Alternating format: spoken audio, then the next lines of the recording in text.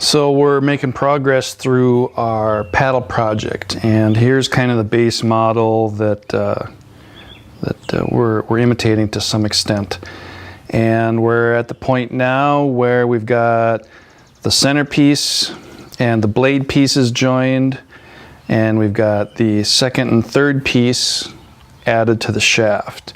We still have a flat bottom, and when it's in this state where it's easy to put down on a flat surface, I like putting one side of fiberglass down to help keep everything flat and give it some strength.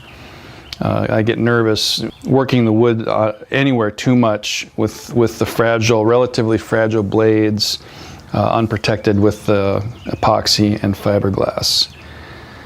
This stuff is a miracle. And it's beautiful too. The wood really comes alive. I think you'll like what you see.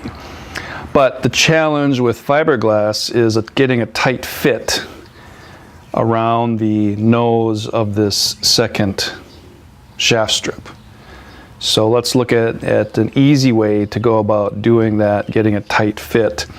You don't want to try and force the fiberglass into a corner.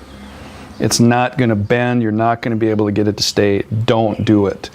Just flat fiberglass as tightly into this corner as you can, but not at all around the corner. This will give it plenty of strength, and the epoxy that's holding the center shaft strip to the second to the third will give that plenty of strength, unless you really wedge and pry and work at it. But that would affect any paddle regardless of how it's made. Let's move to what we actually do. This is a piece of 4-ounce fiberglass that came with your kit, and as you can see, it flattens out nicely once you've given it some time. I usually let the cloth sit overnight prior to using it, just so it flattens out and relaxes. But what you need to handle is obviously the volume underneath the cloth that the presence of these shaft strips add.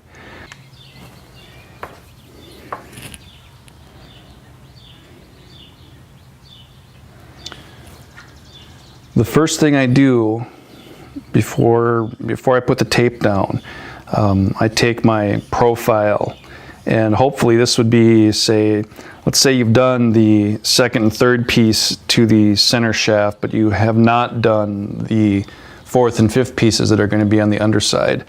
Ideally, you've shaped all those pieces at the same time so you can know that this profile is going to be the same. Just take one of those pieces that you've done but have yet to attach and trace the profile of that end of the shaft strip onto your blue tape. And then cut that blue tape out. Again, all you're trying to do is match the shape of the end of this blue piece of tape with the piece that you're going to be covering. That way now let's just pretend that this piece has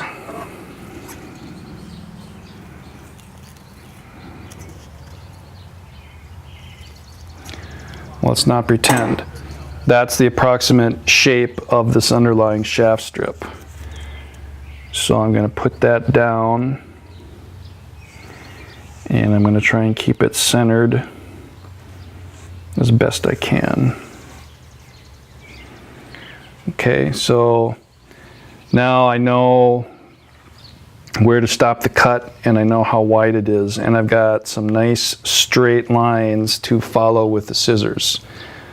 This is the best trick, if you want to call it that I found in all of paddle making. Cutting a notch out of fiberglass cloth used to be super stressful before I started doing this. Here is my $99 trick to making a fiberglass and epoxy covered paddle blade. With this in the position that you want it to be, make sure things haven't moved. You want that cloth to be covering the butt joint of your tip guard, for example. Give it a last check. Once I have the blue strip down, I lift it off and start cutting. And here I am halfway through it. All I'm doing is slowly following the edge of the blue tape, which makes as good a template as you're going to get, particularly since the shaft strips are 1 inch wide and this blue tape is 1 inch wide. So assuming you laid it down in a nice straight line, it makes for a nice easy straight cut that is approximately the same width as the shaft strips are. I cut this blue strip out first because it makes it easier to cut the profile away if the main piece of cloth is lying flat. And once the blue strip is removed, then the cloth can conform around the underlying pieces of shaft and everything will lie flat. So I'm just going to finish that off camera and then put it back in position. Okay, I finished the cut. Here's what you get. That's now done, and I've laid it back down in place. And you definitely have loose ends. One of these little stir sticks does a nice job of tamping everything back down in place and helping nudge that back in.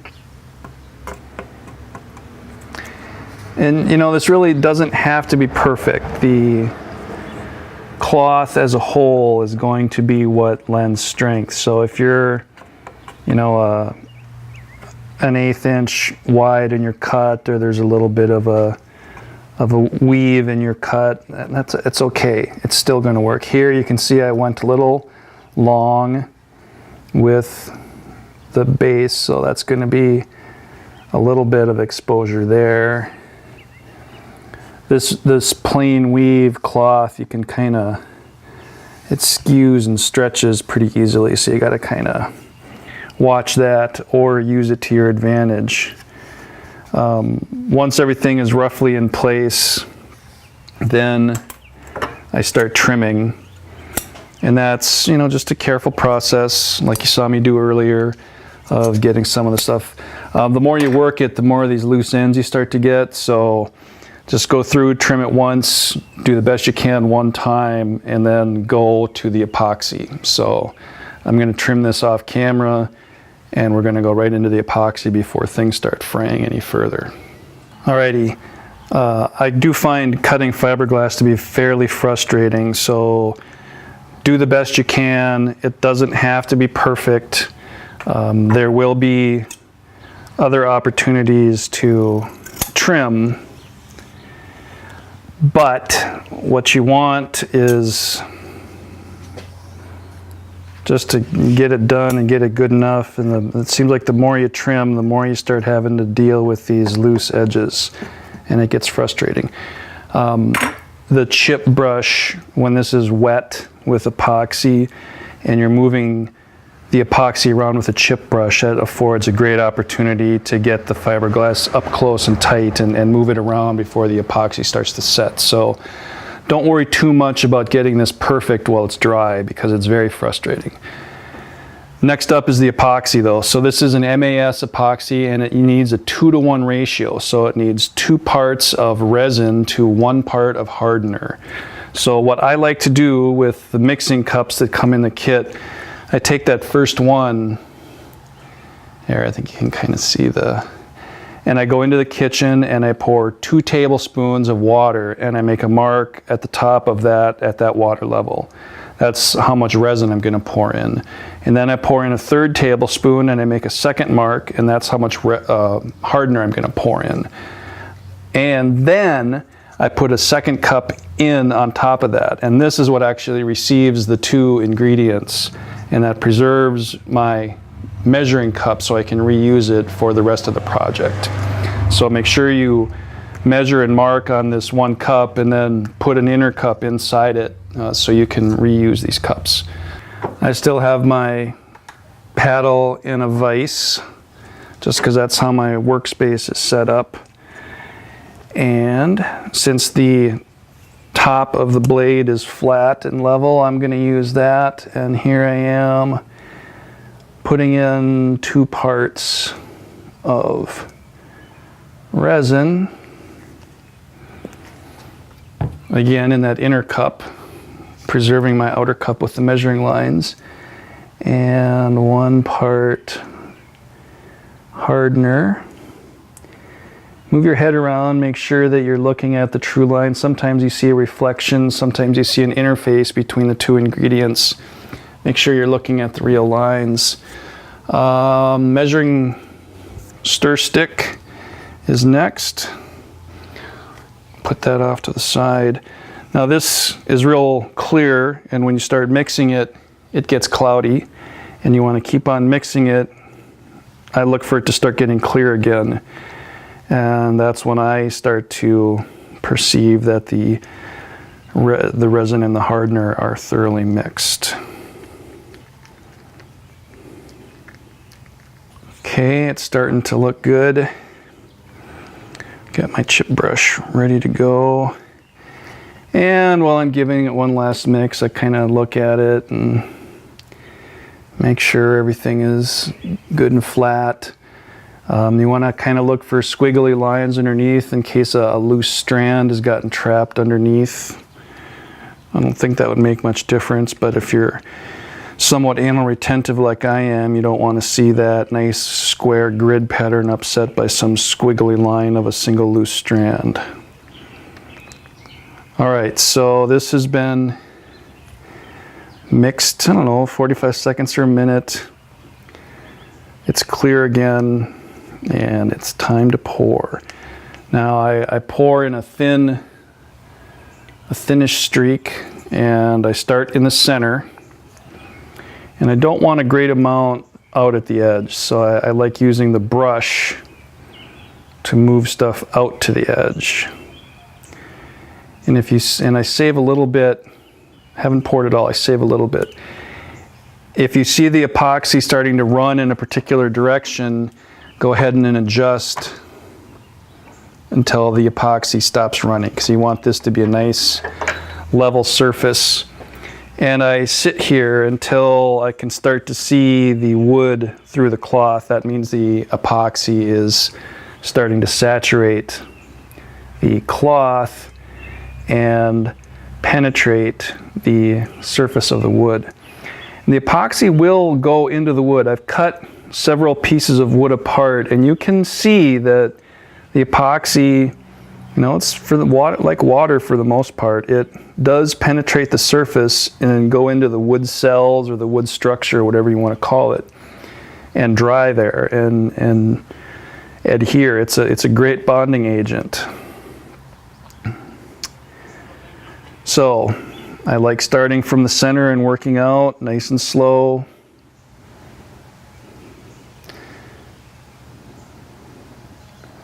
Kit comes with a medium hardener, so you've got plenty of time. It's not gonna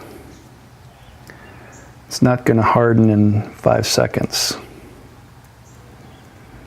And now is the time to start moving the epoxy down in here, and so the more of the loose strands you get, the more they tend to get caught in the brush, and I don't like that. So, but you can also start using the brush to poke this cloth nice and tightly into the crease there. The MAS epoxy is a real viscous, real fluid. I can never remember if viscous is stiff or fluid, so I mean to say very fluid. I think that's viscous, which means it does a great job self-leveling. So as you move the brush through it, the epoxy flows back into the brush marks and levels back out, and you can't really see any evidence of the brush mark, which is nice.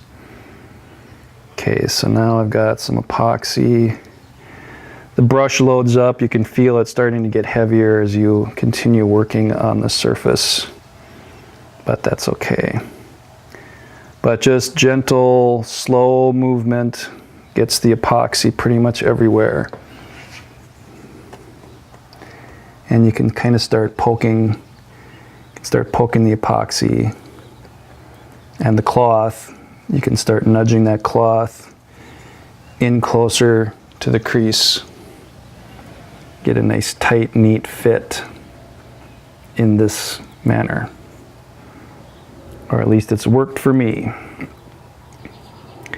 And I haven't found a better way to do it. A lot of people have written in saying, well, you should be using a spreader. And I think in a boat making sense, if this was a large surface, then yes, a spreader would make sense. But given how small, this is about maybe 100 square inches, and we're working with 3 tablespoons of epoxy. You know, it only weighs a couple ounces, and there's just too many curves, and it's too small of an area for a spreader. So I'm going to stick with my brush, and that's what I've really come to like. I think it does a great job. Now, other people have written in and expressed the fact to them that I'm using too much epoxy to fill the cloth in this first pour. Well, fine, you do it your way, and that's good. Given the small volume of epoxy, I'm not really that worried about it. If this was a high performance kind of thing where half ounces make a difference, then, you know, maybe this is a paddle that's destined for pleasure and recreation, so I'm not hugely weight conscious, and I just have a hard time believing that somebody is going to suffer because there's 12 grams of extra, there's 12 grams of epoxy on the blade instead of 10 grams. It's a very small number. Most paddlers don't do more than 5 minutes without stopping or resting or, you know, taking a picture or throwing their lure, or casting their fly, whatever it is you do when you're out. So I don't worry that much about how much epoxy I am using or overusing while I'm putting this first fill coat onto the blade. And I do make sure that the cloth has gone out over the tip guard, and I do make sure that I have enough epoxy to fill and smooth any sanding marks or depressions in the epoxy of that tip guard. And I do make sure that the cloth is saturated and soaked in and bonding to that tip guard. And that gives a lot of strength to that tip guard, in addition to the butt joint that joined it to the wood in the first place. This is when the paddle really starts to get pretty as well. You know, to some extent, this is an art project, and the wood, I think the wood is really nice to look at when it's dry, but you'll see when it goes from dry to wet under the epoxy how nice your project is starting to look. The epoxy obviously wets it all out, and it just goes from good to great, I think, in terms of appearance. And it goes from relatively flexible to incredibly stiff and strong as well, with the addition of the cloth and the epoxy. So this is a composite, probably the most popular composite the world has seen, and it does an amazing job introducing strength and stiffness to a paddle blade.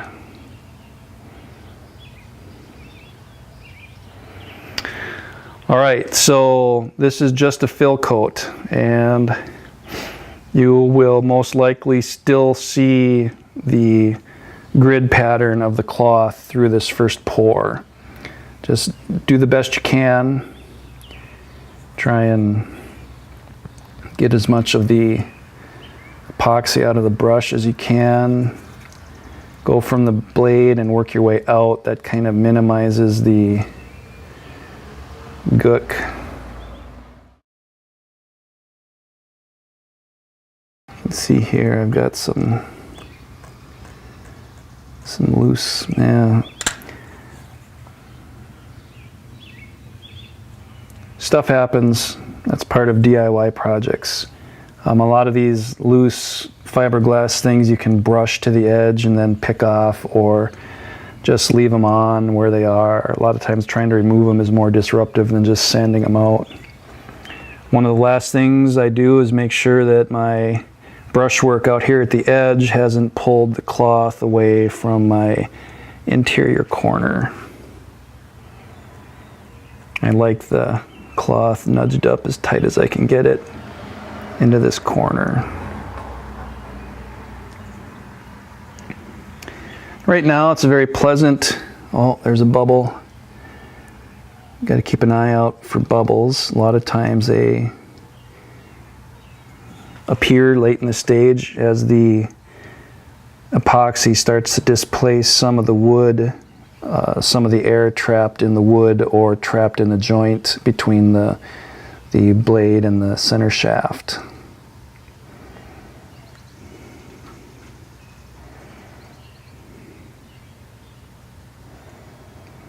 Like I was saying, it's probably 70, 72. Very comfortable working in shorts and a t-shirt. The process, the curing process, is exothermic, and it gives off heat as it cures rather than requiring heat to cure. I still don't like to go much below 60 degrees air temperature. If I do work in the garage in the winter, which I've been doing the last several years, as business has continued, I do use a heater and try and keep it closer to 70 than to 60. Sorry for all you Canucks out there. I don't have the Celsius numbers memorized at this point. But if it's warm enough to work in a t-shirt, it's warm enough for epoxy to safely cure. So remember, there might be a little bit left here in your cup, and now you can kind of see where you have thin areas. So now is when you go to your cup and take that last bit of resin and fill in the areas where you think it's thin.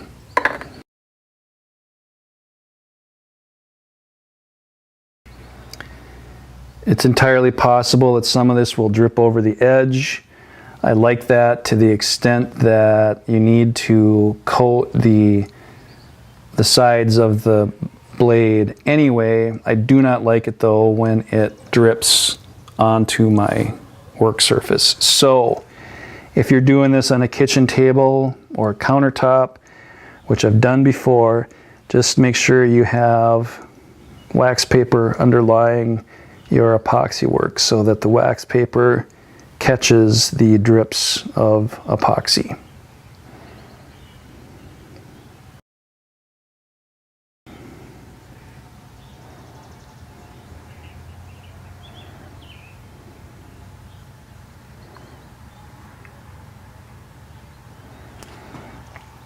And then finally, as you get close to the end, you will feel your brush is still noticeably heavy with epoxy.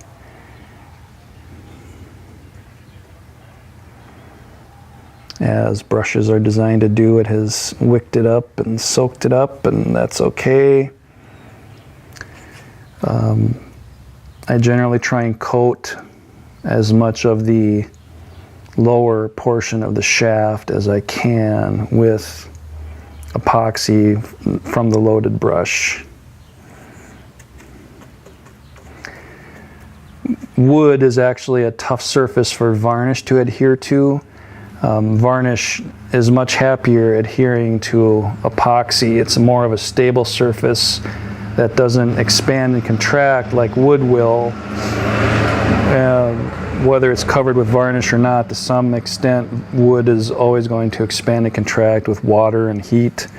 And epoxy provides that cell-filling, grain-filling, crack-filling material that really minimizes wood changing its shape. And that's the great evil for varnish. So take that loaded epoxy brush and work as much of it as you can onto the surface of your paddle shaft.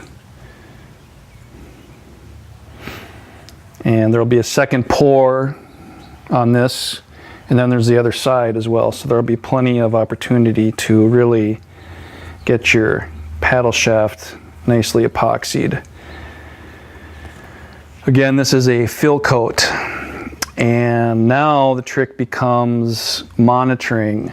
And what I do to check for when it's time for the hot coat, which is my preferred method, the hot coat, as I understand it, refers to a second pour of epoxy that is able to chemically bond with the first coat. So while the first coat is still hot, quotes there, pouring over that will allow a chemical bond between the second coat and this filler coat. A lot of people call that second coat a hot coat. Now, if you miss that opportunity for doing the chemical bond thing, just walk away, let it completely dry, come back the next morning, whatever, and sand it a little bit with 100, 120 grit, not aggressively, just enough to scuff the surface, and then pour your second coat over that lightly sanded surface. If you want to try and hit that point in the chemical reaction when you can still do a hot coat, when I lightly touch the surface of this first coat and I can see a fingerprint, but my finger comes away dry, that's when I want to do that hot coat second pour. If I touch it and the fingerprint stays and my fingertip is wet, then I know that the epoxy still needs a little more time to cure. So again, the ideal time, and I check probably on a 5-minute interval after about 15 minutes. Lightly touch it, and if you can see your fingerprint and your fingertip comes away dry, that's the ideal time for that second hot coat.